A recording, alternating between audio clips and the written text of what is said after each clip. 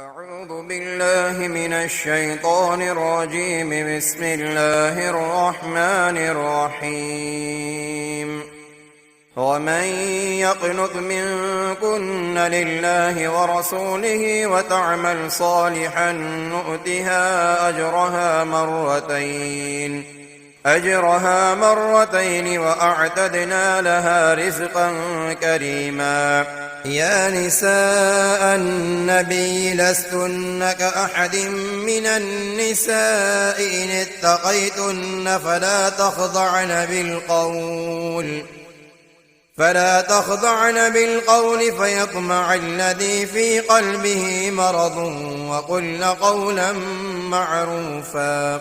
وقرن في بيوتكن ولا تبرجن تبرج الجاهلية الأولى وأقمنا الصلاة وآتينا الزكاة وأطعنا الله ورسوله إنما يريد الله ليذهب عنكم الرجس أهل البيت ويطهركم تطهيرا. واذكرن ما يتلى في بيوتكن من آيات الله والحكمة إن الله كان لطيفا خبيرا.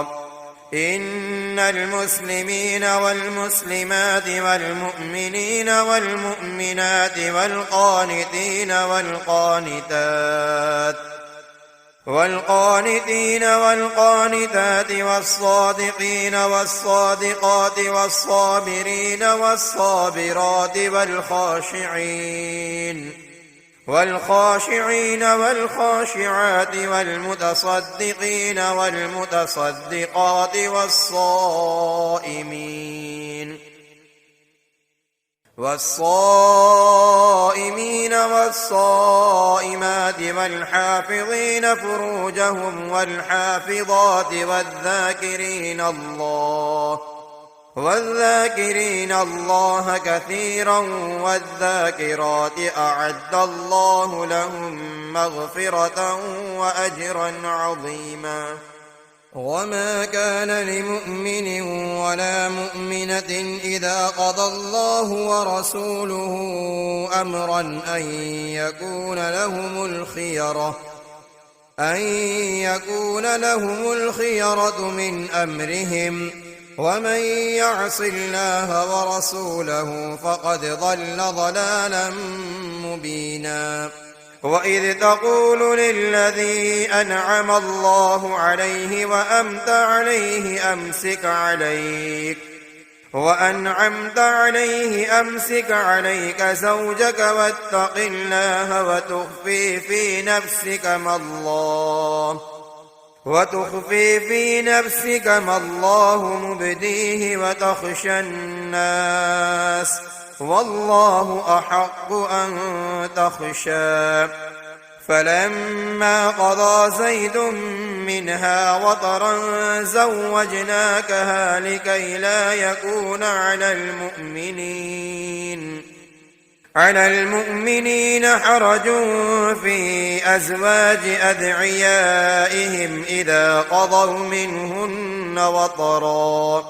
وكان أمر الله مفعولا. ما كان على النبي من حرج فيما فرض الله له سنة الله في الذين خلوا من قبل وكان أمر الله قدرا مقدورا. الذين يبلغون رسالات الله ويخشونه ولا يخشون أحدا إلا الله وكفى بالله حسيبا. ما كان محمد أبا أحد من رجالكم ولكن رسول الله وخاتم النبيين وكان الله بكل شيء عليما. يا أيها الذين آمنوا اذكروا الله ذكرا كثيرا وسبحوه بكرة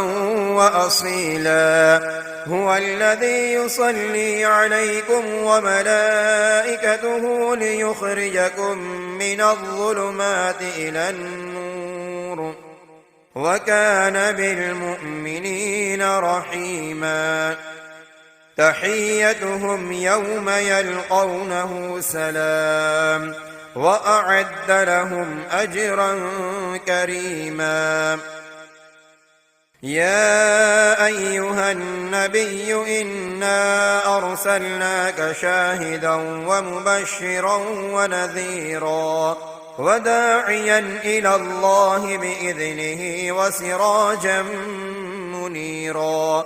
وبشر المؤمنين بأن لهم من الله فضلا كبيرا ولا تطع الكافرين والمنافقين ودع عذاهم وتوكل على الله وكفى بالله وكيلا يا أيها الذين آمنوا إذا نكحتم المؤمنات ثم طلقتموهن من قبل أن تمسوهن فما لكم عليهن من عدة تعتدونها فمتعوهن وسرحوهن سراحا جميلا يا أيها النبي إنا أحللنا لك أزواجك اللاتي آتيت أجورهن وما ملكت يمينك مما أفاء الله عليك وبنات عمك وبنات عماتك وبنات خالك وبنات خالاتك اللاتي هاجرن معك وامرأة مؤمنة إن وهبت نفسها للنبي إن أراد النبي أن يستنكحها خالصة لك من دون المؤمنين قد علمنا ما فرضنا عليهم في أزواجهم وما ملكت أيمانهم لكي لا يكون عليك حرج وكان الله غفورا رحيما ترجي من تشاء منهن وتؤوي إليك من تشاء ومن ابتغيت ممن عزلت فلا جناح عليك ذلك أدنى أن تقر أعينهن ولا يحزن ويرضين بما آتيتهن كلهن والله يعلم ما في قلوبكم وكان الله عليما حليما لا يحل لك النساء من بعد ولا أن تبدل بهن من أزواج ولو أعجبك حسنهن إلا ما ملكت يمينك وكان الله على كل شيء رقيبا يا أيها الذين آمنوا لا تدخلوا بيوت النبي إلا أن يؤذن لكم إلى طعام غير ناظرين إناه ولكن إذا دعيتم فادخلوا فإذا طعمتم فانتشروا ولا مستأنسين لحديث إن ذلكم كان يؤذي النبي فيستحيي منكم والله لا يستحيي من الحق وإذا سألتموهن متاعا فاسألوهن من وراء حجاب ذلكم أطهر لقلوبكم وقلوبهن وما كان لكم أن تؤذوا رسول الله ولا أن تنكحوا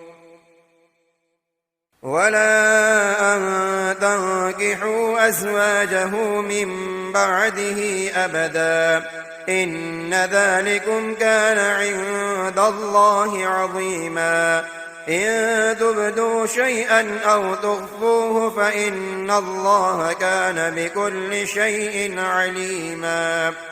لا جناح عليهن في آبائهن ولا أبنائهن ولا إخوانهن ولا أبناء إخوانهن ولا أبناء أخواتهن ولا نسائهن ولا ما ملكت أيمانهن واتقين الله إن الله كان على كل شيء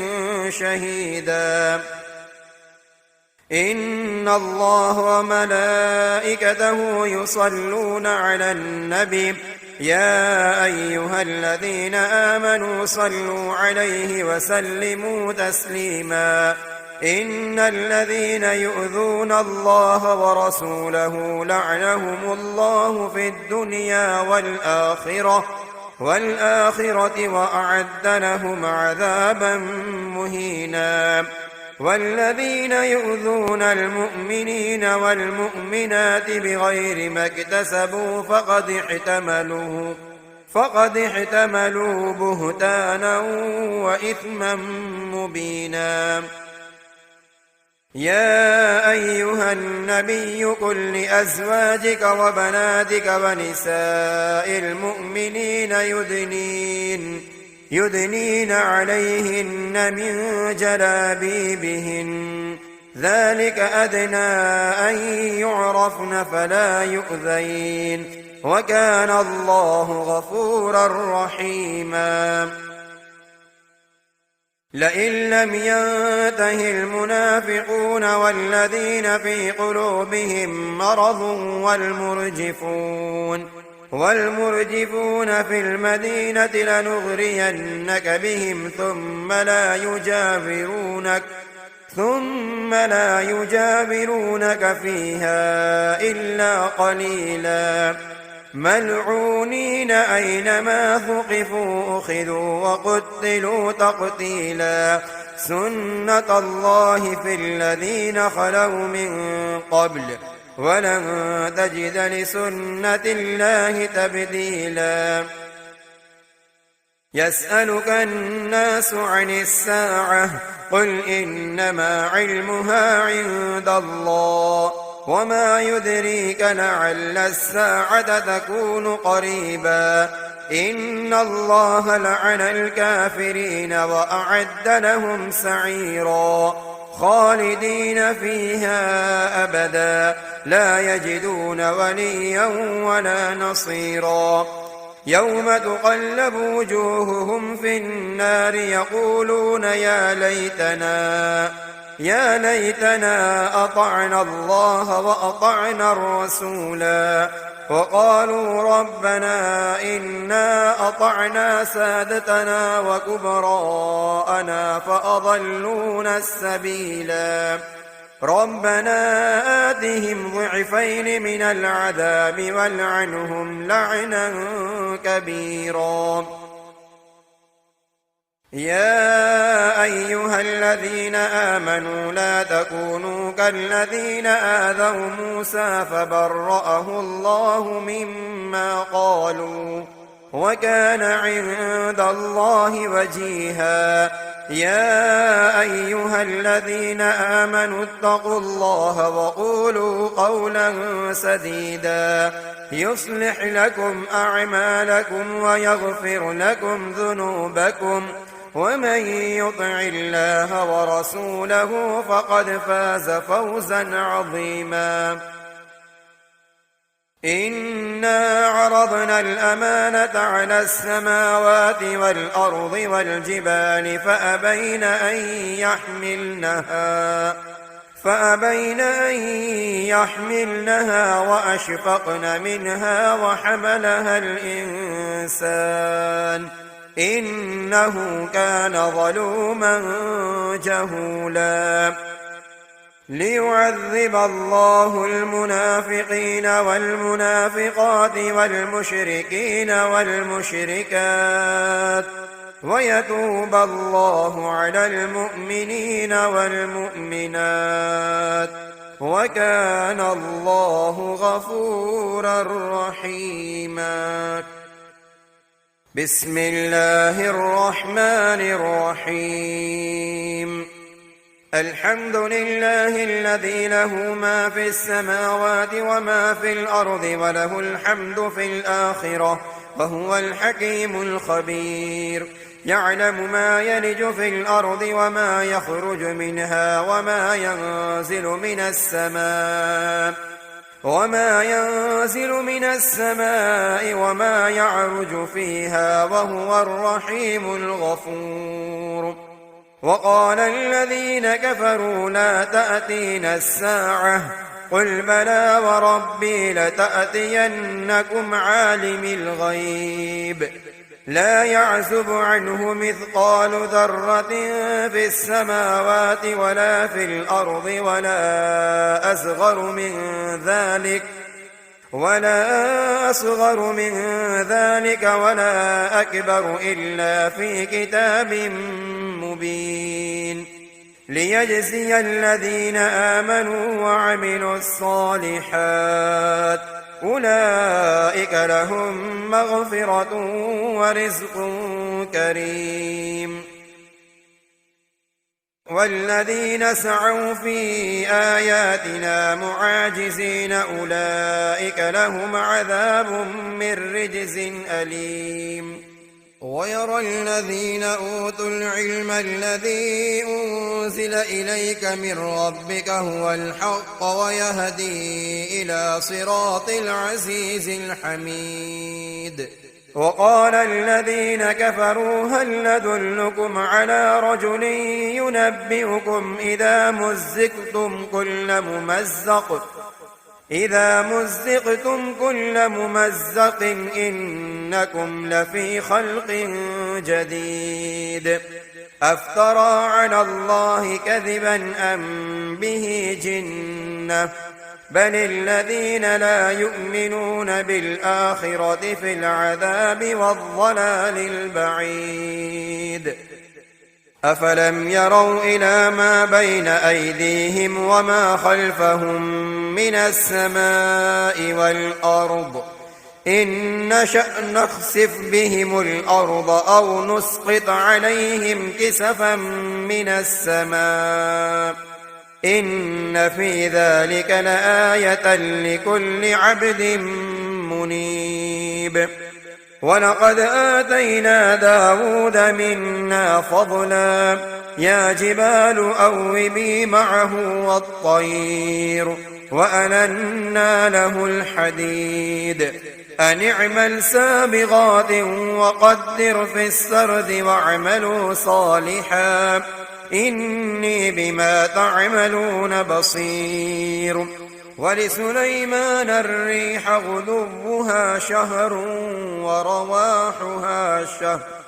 وأسلنا له عين القطر ومن الجن من يعمل بين يديه بإذن ربه ومن يزغ منهم عن أمرنا نذقه من عذاب السعير. يعملون له ما يشاء من محاريب وتماثيل وجفان كالجواب وقدور الراسيات اعملوا آل داود شكرا وقليل من عبادي الشكور. فلما فلما قضينا عليه الموت ما دلهم على موته إلا دابة الأرض تأكل من سأته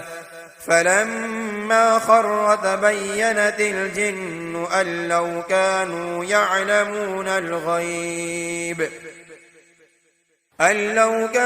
يعلمون الغيب ما لبثوا في العذاب المهين. لقد كان لسبإ في مسكنهم آية جنتان عن يمين وشمال كلوا من رزق ربكم واشكروا له بلدة طيبة ورب غفور. فأعرضوا فأرسلنا عليهم سيل العرم وبدلناهم بجنتيهم جنتين ذواتي أكل خمط وأثل وشيء من سدر قليل ذلك جزيناهم بما كفروا وهل نجازي إلا الكفور. وجعلنا بينهم وبين القرى التي باركنا فيها قرى ظاهرة وقدرنا فيها السير سيروا فيها ليالي وأياما آمنين. فقالوا ربنا باعد بين أسفارنا وظلموا أنفسهم فجعلناهم أحاديث ومزقناهم كل ممزق إن في ذلك لآيات لكل صبار شكور. ولقد صدق عليهم إبليس ظنه فاتبعوه إلا فريقا من المؤمنين وما كان له عليهم من سلطان إلا لنعلم من يؤمن بالآخرة ممن هو منها في شك وربك على كل شيء حفيظ. قل ادعوا الذين زعمتم من دون الله لا يملكون مثقال ذرة في السماوات ولا في الأرض وما لهم فيهما من شرك وما له منهم من ظهير. ولا تنفع الشفاعة عنده إلا لمن أذن له حتى إذا فزع عن قلوبهم قالوا ماذا قال ربكم قالوا الحق وهو العلي الكبير. قل من يرزقكم من السماوات والأرض قل الله وإنا أو إياكم لعلى هدى أو في ضلال مبين.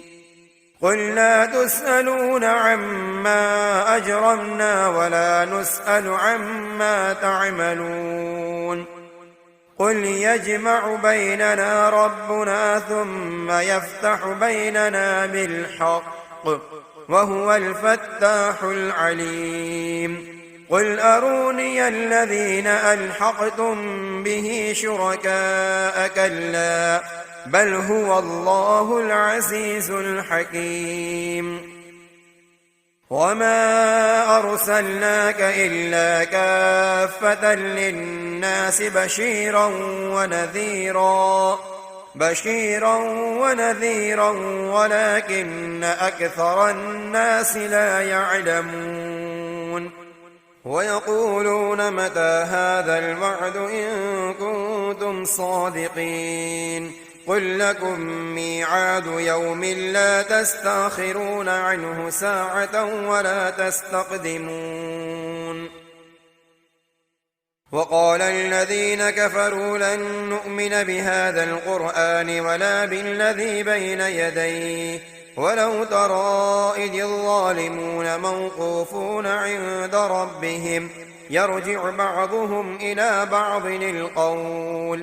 يقول الذين استضعفوا للذين استكبروا لولا أنتم لكنا مؤمنين قال الذين استكبروا للذين استضعفوا أنحن صددناكم عن الهدى بعد إذ جاءكم بل كنتم مجرمين وقال الذين استضعفوا للذين استكبروا بل مكر الليل والنهار إذ تأمروننا أن نكفر بالله ونجعل له أندادا وأسروا الندامة لما رأوا العذاب وجعلنا الأغلال في أعناق الذين كفروا هل يجزون إلا ما كانوا يعملون وما أرسلنا في قرية من نذير إلا قال مترفوها إنا بما أرسلتم به كافرون وقالوا نحن أكثر أموالا وأولادا وما نحن بمعذبين قل إن ربي يبسط الرزق لمن يشاء ويقدر ولكن أكثر الناس لا يعلمون وما أموالكم ولا أولادكم بالتي تقربكم عندنا زلفى إلا من آمن وعمل صالحا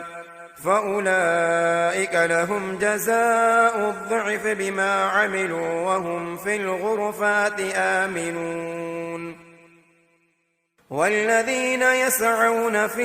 آياتنا معاجزين أولئك في العذاب محضرون قل إن ربي يبسط الرزق لمن يشاء من عباده ويقدر له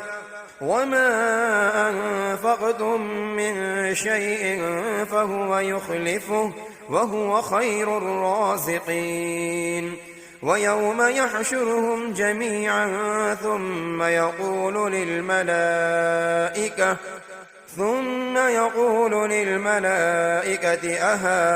أهؤلاء إياكم كانوا يعبدون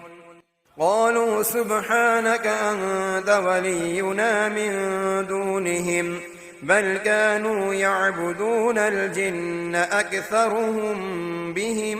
مؤمنون فاليوم لا يملك بعضكم لبعض نفعا ولا ضرا ونقول للذين ظلموا ذوقوا عذاب النار التي كنتم بها تكذبون وإذا تتلى عليهم آياتنا بينات قالوا ما هذا إلا رجل يريد أن يصدكم عما كان يعبد آباؤكم وقالوا ما هذا إلا إفك مفترى وقال الذين كفروا للحق لما جاءهم إن هذا إلا سحر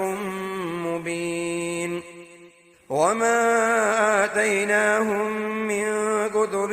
يدرسونها وما أرسلنا إليهم قبلك من نذير وكذب الذين من قبلهم وما بلغوا معشار ما آتيناهم فكذبوا رسلي فكيف كان نكير قل إنما أعظكم بواحدة أن تقوموا لله مثنى وفرادا ثم تتفكروا ما بصاحبكم من جنة إن هو إلا نذير لكم بين يدي عذاب شديد.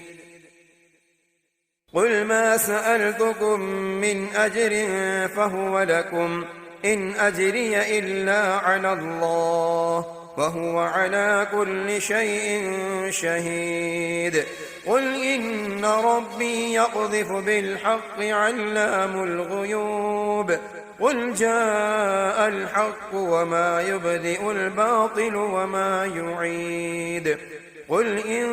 ضللت فإنما أضل على نفسي وإن اهتديت فبما يوحي إلي ربي إنه سميع قريب.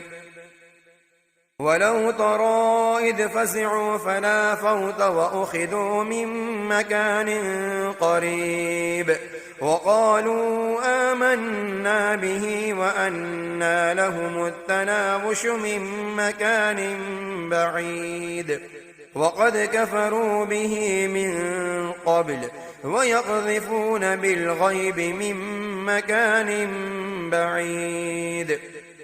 وحيل بينهم وبين ما يشتهون كما فعل بأشياعهم من قبل إنهم كانوا في شك مريب. بسم الله الرحمن الرحيم. الحمد لله فاطر السماوات والأرض جاعل الملائكة رسلا أولي أجنحة مثنى وثلاث ورباع يزيد في الخلق ما يشاء إن الله على كل شيء قدير. ما يفتح الله للناس من رحمة فلا ممسك لها وما يمسك فلا مرسل له من بعده وهو العزيز الحكيم. يا أيها الناس اذكروا نعمة الله عليكم هل من خالق غير الله يرزقكم من السماء والأرض لا إله إلا هو فأنى تؤفكون. وإن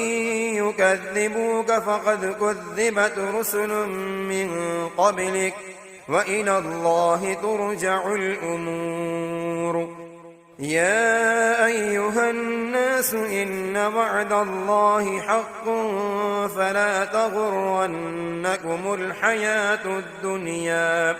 ولا يغرنكم بالله الغرور. إن الشيطان لكم عدو فاتخذوه عدوا إنما يدعو حزبه ليكونوا من أصحاب السعير. الذين كفروا لهم عذاب شديد والذين آمنوا وعملوا الصالحات لهم مغفرة وأجر كبير. أفمن زين له سوء عمله فرآه حسنا فإن الله يضل من يشاء ويهدي من يشاء فلا تذهب نفسك عليهم حسرات إن الله عليم بما يصنعون. والله الذي أرسل الرياح فتثير سحابا فسقناه إلى بلد ميت فأحيينا به الأرض بعد موتها كذلك النشور. من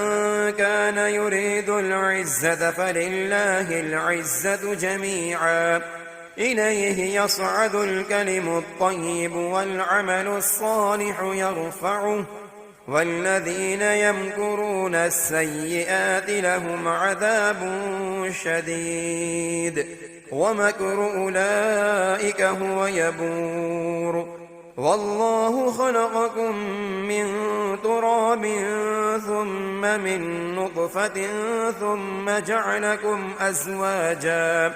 وما تحمل من أنثى ولا تضع إلا بعلمه وما يعمر من معمر ولا ينقص من عمره إلا في كتاب إن ذلك على الله يسير وما يستوي البحران هذا عذب فرات سائغ شرابه وهذا ملح أجاج ومن كل تأكلون لحما طريا وتستخرجون حلية تلبسونها وترى الفلك فيه مواخر لتبتغوا من فضله ولعلكم تشكرون يولج الليل في النهار ويولج النهار في الليل وسخر الشمس والقمر كل يجري لأجل مسمى ذلكم الله ربكم له الملك والذين تدعون من دونه ما يملكون من قطمير إن تدعوهم لا يسمعوا دعاءكم ولو سمعوا ما استجابوا لكم ويوم القيامة يكفرون بشرككم ولا ينبئك مثل خبير يا أيها الناس أنتم الفقراء إلى الله والله هو الغني الحميد إن يشأ يذهبكم ويأت بخلق جديد وما ذلك على الله بعزيز ولا تزر وازرة وزر أخرى وإن تدع مثقلة إلى حملها لا يحمل منه شيء ولو كان ذا قربى إنما تنذر الذين يخشون ربهم بالغيب وأقاموا الصلاة ومن تزكى فإنما يتزكى لنفسه وإلى الله المصير وما يستوي الأعمى والبصير ولا الظلمات ولا النور ولا الظل ولا الحرور وما يستوي الأحياء ولا الأموات إن الله يسمع من يشاء وما أنت بمسمع من في القبور إن أنت إلا نذير إنا أرسلناك بالحق بشيرا ونذيرا وإن من أمة إلا خلا فيها نذير وإن يكذبوك فقد كذب الذين من قبلهم جاءتهم رسلهم بالبينات وبالزبر وبالكتاب المنير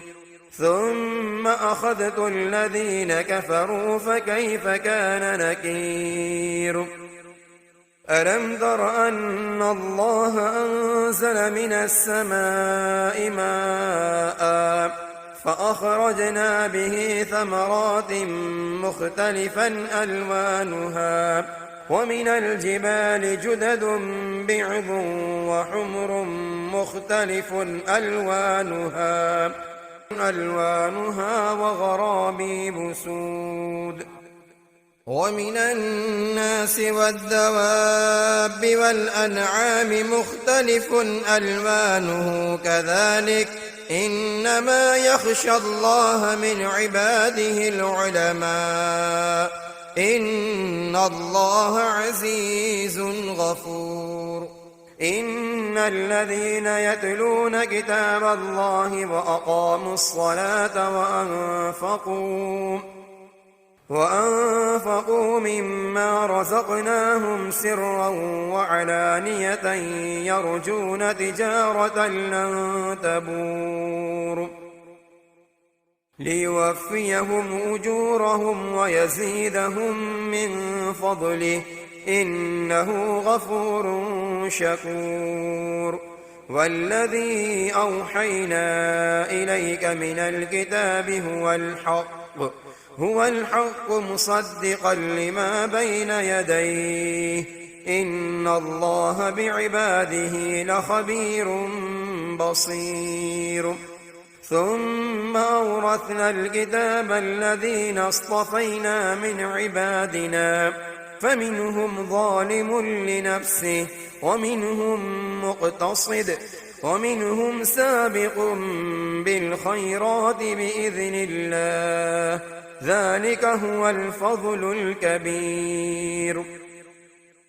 جنات عدن يدخلونها يحلون فيها من أساور من ذهب ولؤلؤا ولباسهم فيها حرير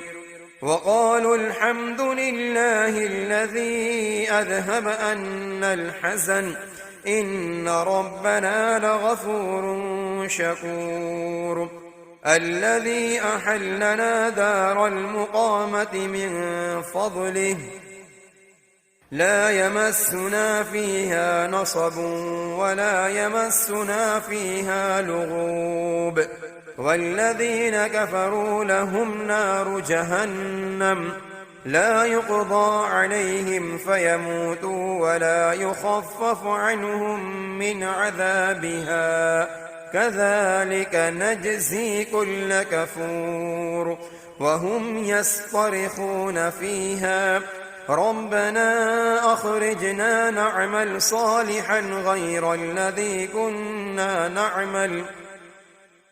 أولم نعمركم ما يتذكر فيه من تذكر وجاءكم النذير فذوقوا فما للظالمين من نصير إن الله عالم غيب السماوات والأرض إنه عليم بذات الصدور هو الذي جعلكم خلائف في الأرض فمن كفر فعليه كفره ولا يزيد الكافرين كفرهم عند ربهم إلا مقتا ولا يزيد الكافرين كفرهم إلا خسارا قل أرأيتم شركاءكم الذين تدعون من دون الله أروني ماذا خلقوا من الأرض أم لهم شرك في السماوات أم آتيناهم كتابا فهم على بينة منه بل إن يعد الظالمون بعضهم بعضا إلا غرورا إن الله يمسك السماوات والأرض أن تزولا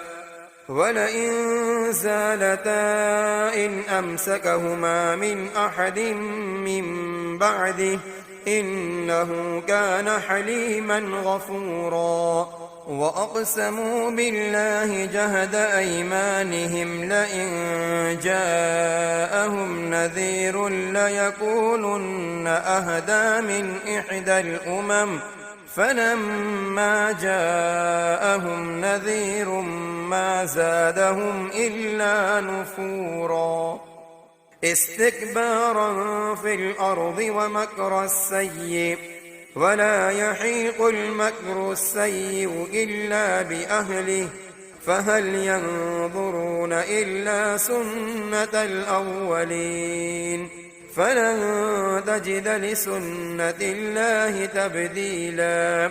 ولن تجد لسنة الله تحويلا أولم يسيروا في الأرض فينظروا كيف كان عاقبة الذين من قبلهم وكانوا أشد منهم قوة وما كان الله ليعجزه من شيء في السماوات ولا في الأرض إنه كان عليما قديرا ولو يؤاخذ الله الناس بما كسبوا ما ترك على ظهرها من دابة ولكن يؤخرهم إلى أجل مسمى فإذا جاء أجلهم فإن الله كان بعباده بصيرا. بسم الله الرحمن الرحيم. ياسين والقرآن الحكيم إنك لمن المرسلين على صراط مستقيم تنزيل العزيز الرحيم لتنذر قوما ما أنذر آباؤهم فهم غافلون لقد حق القول على أكثرهم فهم لا يؤمنون إنا جعلنا في أعناقهم أغلالا فهي إلى الأذقان فهم مقمحون وجعلنا من بين أيديهم سدا ومن خلفهم سدا فأغشيناهم فهم لا يبصرون وسواء عليهم أأنذرتهم أم لم تنذرهم لا يؤمنون إنما تنذر من اتبع الذكر وخشي الرحمن بالغيب فبشره بمغفرة وأجر كريم إنا نحن نحيي الموتى ونكتب ما قدموا وآثارهم وكل شيء أحصيناه في إمام مبين واضرب لهم مثلا أصحاب القرية إذ جاءها المرسلون إذ أرسلنا إليهم 2 فكذبوهما فعززنا ب3 فقالوا إنا إليكم مرسلون قالوا ما أنتم إلا بشر مثلنا وما أنزل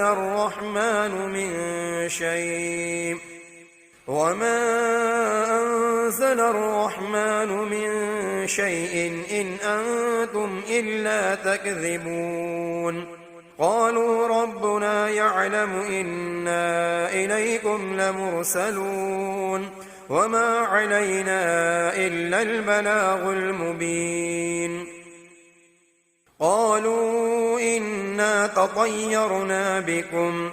لئن لم تنتهوا لنرجمنكم وليمسنكم منا عذاب أليم قالوا طائركم معكم أئن ذكرتم بل أنتم قوم مسرفون